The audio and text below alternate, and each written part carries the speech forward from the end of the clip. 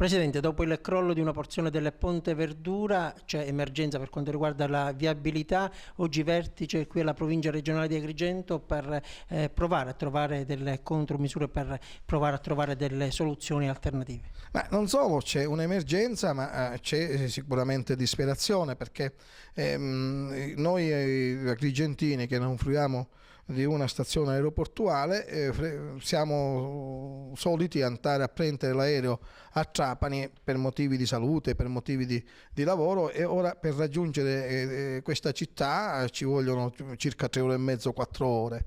Però fatemi plaudire l'ufficio tecnico della provincia, l'ingegnere Amel e gli altri tecnici, perché immediatamente si sono adoperati per trovare le soluzioni temporanee. Una di queste cose è per esempio il percorso alternativo, che allungherà il tragitto di circa 34 km, ma che comunque manca di un manto ben definito, e lì abbiamo chiesto all'ANAS, al nuovo direttore generale dell'ANAS, abbiamo chiesto di asfaltare queste strade, perché a noi non ci è consentito per via sempre del discorso del patto di stabilità.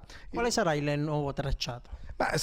Stamattina lo abbiamo visto, interesseranno alcune strade provinciali, le quali strade provinciali, voglio ribadirlo, ecco perché plaudo al lavoro dei miei tecnici, saranno vigilate e monitorate 24 ore su 24. Abbiamo messo 4 squadre